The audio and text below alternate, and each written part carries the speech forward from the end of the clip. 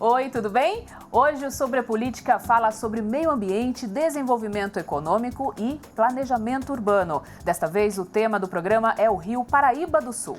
As águas que correm pelo rio sustentam a indústria, a agricultura, a geração de energia e o abastecimento de milhões de pessoas na região sudeste do país. Você vai conferir uma reportagem sobre o uso da água e os principais fatores que impactam a bacia. Aqui no estúdio, a gente conversa com o secretário de Urbanismo e Sustentabilidade de São José dos Campos, Marcelo Manara, sobre as políticas públicas voltadas para a proteção do rio. Na sequência, conheça os desafios para o futuro do Paraíba do Sul e a atuação do Poder Legislativo na gestão dos recursos hídricos. Fique com a gente, o Sobre a Política está começando.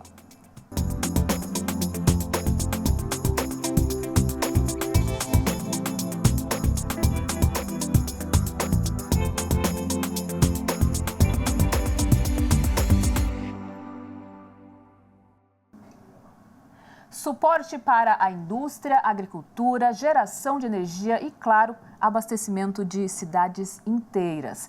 As águas que correm pelo rio Paraíba do Sul fazem parte do dia a dia de milhões de brasileiros. Acontece que esse cenário, Érica, traz desafios cada vez maiores. Poluição, uso intensivo dos recursos hídricos e a pressão do crescimento urbano colocam em risco um dos principais corredores de água da região sudeste do país. Na reportagem a seguir, você vai conferir um raio-x do Rio Paraíba do Sul, um retrato que ajuda a entender que a preservação do rio é também uma questão de política pública. O Rio Paraíba do Sul faz parte da paisagem de São José dos Campos e da rotina de milhões de pessoas. Mais do que um cartão postal, ele é um dos rios mais importantes do Sudeste brasileiro, fundamental para o abastecimento de água e para o desenvolvimento de diversas cidades da região. Toda a água que nós consumimos vem do Rio Paraíba em São José dos Campos. Então, o rio para nós é de suma importância, não tem como a gente ficar sem o Rio Paraíba. Lembrando que a cabeceira do Rio Paraíba, no município de São José, que tem a represa de Jaguari, tem a transposição também para a região metropolitana de São Paulo. Então, o complexo de 3 represas, Paraibuna, Santa Branca e Jaguari, abastece 70% do município do Rio de Janeiro e nós temos no Jaguari um percentual que vai para a região metropolitana de São Paulo. Então, nós temos que, o rio para nós, não temos como ficar sem esse rio. A Bacia do Paraíba do Sul fornece água para mais de 18 milhões de pessoas. Ao longo do seu percurso, o rio é utilizado no abastecimento de casas, na agropecuária e no desenvolvimento das cidades que se formam às suas margens. Para o Sudeste, o Rio Paraíba do Sul, ele abastece, estamos falando em torno de 20 milhões de pessoas. Então, como ele é importante, e nós estamos na região de um dos maiores PIB de economia do país. O Rio Paraíba do Sul tem mais de 1.000 quilômetros de extensão. Ele é a junção dos rios Paraibuna e Paraitinga e é responsável por banhar diversas cidades do Rio de Janeiro e de São Paulo, o que reforça a importância de preservar esse recurso natural. Nós temos que preservar porque é a nossa sobrevivência, não tem como a gente ficar sem o rio, Então, quais são no comitê, o que a gente faz visando a preservação? É incentivando o reflorestamento, incentivando a educação ambiental. Então, isso tem o braço dentro do comitê que a gente tem disponibilizado bastante dinheiro para isso. E a população, do modo geral, a gente tem que ver, isso, não jogar sujeira para o rio, lixo para o rio, E ter também o olhar da gente, nesse momento crítico que nós estamos hoje, com as represas com nível muito baixo, da gente não ter desperdício de água. Toda essa extensão e importância também torna o Paraíba do Sul vulnerável. O crescimento das cidades e a poluição afetam o equilíbrio do rio, trazendo impactos diretos para algumas atividades, como a pesca. Quando eu era criança, nós tomávamos água do rio. Não existia Sabesp para nós, não existia energia, não existia nada. Hoje em dia, não podemos mais tomar a água do rio. Por quê? Porque ela é muito contaminada. Se tomar, corre o risco de ficar doente, Então, É esse impacto que tem causado e matado tantos peixes e, por sua vez, atrapalha os pescadores, porque eles vivem dessa pesca e no momento que está poluída a água, tem muito poucos peixes para eles pegarem. Na comunidade Beira Rio, em São José dos Campos, os moradores sentem de perto os efeitos da poluição. A morte dos peixes afeta toda a rotina local, com prejuízo para as famílias. Se melhorasse, se parasse de jogar, ou diminuísse pelo menos, né? Jogar essas coisas que contaminam o rio, que matam os peixes, para a gente seria excelente. Mas para isso a gente precisa que as autoridades dêem uma atenção maior, né? Para essas vidas marinhas, né? Que a gente precisa delas para sobreviver. O Paraíba do Sul enfrenta problemas ao longo de diversos trechos da bacia. O despejo de esgoto sem tratamento em alguns municípios compromete a qualidade da água, afetando o ecossistema e o abastecimento das cidades. Lamentavelmente, nós temos dois municípios aqui na bacia próxima que é tratamento zero, né, de esgoto. Isso acaba com o rio, né? E a população que bebe dessa água. Se você vê, tem município que joga o esgoto 100 metros na frente, está captando água para tratamento.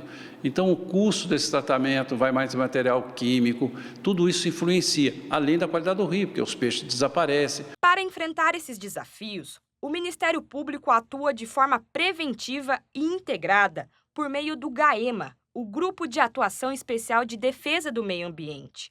Um dos principais exemplos é o projeto 100% Paraíba do Sul, que faz um diagnóstico da coleta e tratamento de esgoto nos 34 municípios da região, buscando soluções conjuntas para a preservação do rio. Ele é um projeto que trabalha as 3 vertentes do esgotamento. O planejamento municipal, são os planos municipais, e hoje em dia plano regional de saneamento básico também, a regulação e fiscalização por entidades reguladoras, para que todos os municípios tenham essas entidades definidas, que façam a regulação do saneamento e façam também a fiscalização.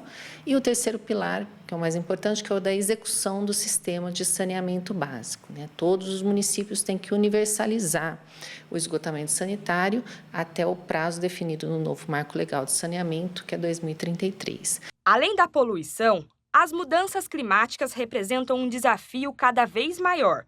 Períodos de seca, chuvas intensas e eventos extremos exigem planejamento integrado por parte dos municípios. Mas preservar o Rio Paraíba do Sul vai além das ações do poder público. A educação ambiental é um dos caminhos mais importantes para mudar comportamentos, incentivar o cuidado com a natureza desde cedo e garantir que o rio continue vivo para as próximas gerações. Cobrar fiscalização, cobrar o cumprimento das normas, a sociedade pode ajudar muito, auxiliar muito, né? E hoje a gente já vê uma mudança muito grande de mentalidade, né? As mudanças climáticas estão aqui, então cada vez mais a sociedade tem entendido a importância do meio ambiente.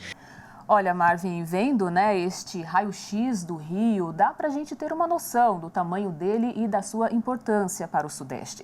Afinal, Paraíba do Sul passa pelos estados de São Paulo, Rio de Janeiro e Minas Gerais. Sem dúvidas, Érica. E por isso a consciência sobre a formação do rio, seus afluentes, o monitoramento do nível da vazão e as ações de preservação ambiental são tão importantes e precisam, é claro, da atenção de todos nós e dos gestores públicos. Isso mesmo. Neste sentido, no próximo bloco, receberemos aqui no estúdio o secretário de Urbanismo e Sustentabilidade de São José dos Campos, Marcelo Manara. Vamos saber como estão as políticas públicas voltadas para a proteção do Rio Paraíba do Sul e as perspectivas para as ações de sustentabilidade em São José neste ano.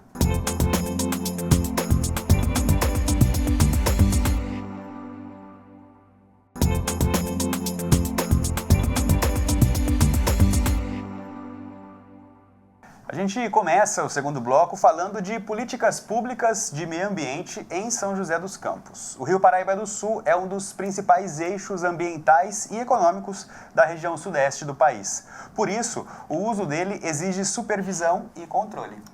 Pois é, desde a Lei das Águas de 1997, o Brasil adotou um modelo de gestão descentralizado e participativo.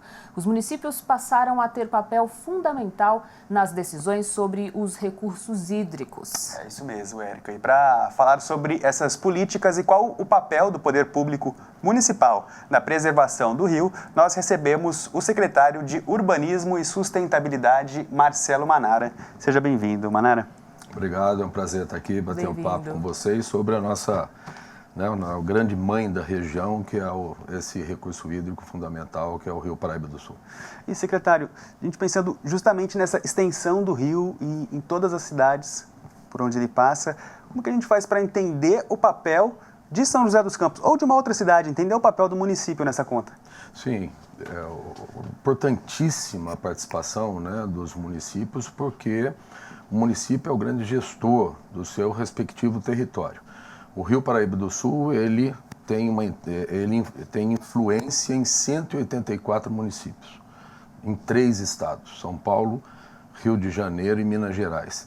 Então, o Comitê de Bacias, que é o grande parlamento da água, é responsável por criar estratégias de atratividade para que os municípios fiquem engajados nas políticas públicas, no plano de bacias, em todo o ordenamento desse território que define as estratégias de preservação, de conservação do Rio Paraíba do Sul. Como que é feito esse trabalho, secretário, do comitê? Isso, e como é que é feita essa articulação, né? Que eu imagino que não deve ser fácil, cada cidade tem a sua necessidade. Como que é feito? Sim, então, o comitê ele é tripartite, né? A participação da sociedade civil organizada, o setor produtivo e governo. Então, o governo estadual participa e os governos municipais. Né? E também, no caso do Paraíba do Sul, como por se tratar de uma bacia federal, ele tem 2 níveis de organização em comitês. Tem o Comitê Federal, que é o CEIVAP, a sede é em Resende, esse Comitê Federal que atua nos 184 municípios. Então, tem uma composição que os municípios se candidatam a participar da plenária, como conselheiros. Né? E tem também os comitês estaduais. Um comitê em São Paulo, 2 em Minas Gerais e 4 Rio de Janeiro. Interessante, secretário. A gente sabe que em muitos lugares no mundo, né, as cidades elas são voltadas para o rio. Né? E aqui no Brasil a gente tem uma realidade que muitas cidades são meio que de costas para o rio. Né? A gente está aqui o tempo inteiro e não vê o rio. E como que é feito esse trabalho para que o rio chegue mais próximo à cidade, as pessoas possam ver o rio e quais são os principais desafios que vocês enfrentam hoje? Isso, Érica. Então, trazendo a realidade dentro de cada gestão municipal para contribuir nesse processo. Além das ações estabelecidas no plano de bacias, cada município tem que desempenhar, né, a qualidade ambiental do seu território que tenha reflexo no Rio Paraíba do Sul. Então vamos lá, obviamente, todos os rios urbanos estão com problemas de poluição. E o rio urbano, cada córrego aqui em São José dos Campos, como em todas as outras cidades, caminham, nós estamos num vale. Então vamos entender a questão geomorfológica. Serra do Mar, Serra da Mantiqueira. Cada gota de água que nasce aqui em cima escorre para um único lugar, Rio Paraíba do Sul. Então todos esses caminham. Então o que acontece nesses córregos urbanos, chegando no Rio Paraíba, compromete a sua qualidade. Então a gente sabe, por exemplo, que óleos e graxas que estão no asfalto, né, assoreamento, né, grandes obras, por exemplo, que promovem, né, na época da chuva, né, aí desce aquela lama, vai assoreando esses córregos e a própria poluição. Né? Então tem que também ter um programa muito forte de saneamento. Então aqui no caso de São José dos Campos, nós temos a contratada aí a Sabesp, né, que deve desempenhar a verificação sempre, se existe lançamento de esgoto clandestino, aqueles esgoto que não vai para a rede, que vai para a estação de tratamento de esgoto, porque tem uma conexão irregular que joga isso no córrego. Então é necessário fazer um trabalho permanente para a melhoria da qualidade desses córregos urbanos, né, e com isso contribuir no todo para a qualidade ambiental do Rio Paraíba do Sul. Secretário, a gente já está chegando aqui ao final da nossa conversa, né? E eu queria te perguntar em relação à COP30, né? Você esteve no ano passado na COP30, Conferência das Nações Unidas sobre Mudanças Climáticas. Como que foram as discussões? E a gente vai conseguir ver o impacto efetivo disso nos próximos anos? Sim, São José dos Campos teve uma atuação muito importante, de grande repercussão. Nós fomos em 5 posições lá, 5 momentos em que São José dos Campos foi apresentado, discutido como um município referência na gestão ambiental para o Brasil, portanto, né, então apresentamos lá o programa Cidade Carbono Neutro. Vai ser a primeira cidade do Brasil, né, trabalhando efetivamente para a neutralização do carbono. Envolve 38 instituições, 120 pesquisadores, um trabalho muito denso, muito forte. E também a grande apoteose do momento de São José dos Campos na COP foi a entrega pelo presidente da BNT, ao prefeito Anderson Farias, do primeiro município ESG do mundo. Então isso deu uma grande repercussão que mostra que nós estamos no caminho certo. Perfeito. Secretário, gostaria de agradecer a sua presença aqui no Sobre Política e já te preparar para um retorno, para a gente voltar a falar a respeito do Rio, porque é realmente um assunto muito amplo que a gente pode sempre voltar nele, né? Sem dúvida. Não, é um assunto sério. Esse ano, inclusive, tem umas previsões aí complicadas, né? A gente vai, com certeza, vai voltar a falar com você também. Secretário, muito obrigada pela presença. Obrigado, eu que agradeço. O maior prazer. O Rio Paraíba do Sul tem muito assunto para conversar, né? Será um prazer aí, sempre que convidados estaremos aqui. Perfeito. Bom, Érica, vamos para mais um intervalo, mas no próximo bloco é hora de olhar para os desafios do futuro do Rio Paraíba do Sul. Pois é, vamos entender o papel do Poder Legislativo nesse processo, como é a atuação da Câmara Municipal na criação de políticas públicas voltadas à proteção dos recursos hídricos da nossa cidade.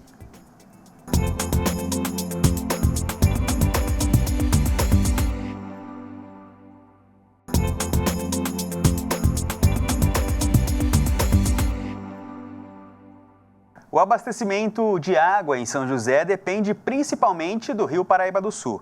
Sabemos que o volume dos rios no Brasil segue também o regime de chuvas. Por isso, o acompanhamento das previsões do tempo se torna primordial para a observação dos níveis de vazão dos rios e o desenvolvimento de políticas públicas. Érica?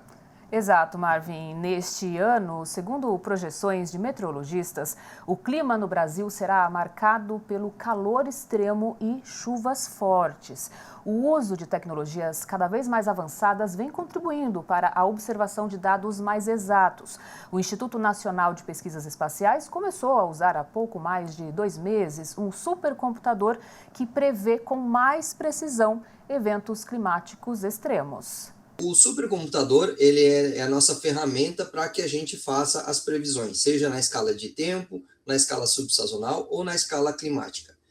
Um computador com maior capacidade computacional, como foi esse que o INPE conseguiu adquirir recentemente, ele permite que a gente execute os cálculos inicialmente de uma forma mais rápida e também, principalmente, de uma forma mais detalhada. Então, os modelos que a gente utiliza para prever as condições de tempo e de clima, eles podem incluir ainda um nível maior de detalhamento e, consequentemente, a gente consegue extrair uma informação com mais detalhes e ainda mais confiável nessas situações.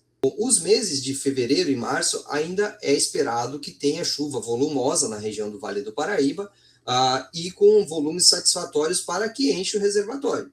A partir do mês de abril, então, a gente já deve entrar novamente num período seco. Aí as chuvas que ocorrerem normalmente já vêm com volumes mais baixos, ocorrem de forma muito isolada e de uma forma geral elas não são suficientes para encher reservatórios.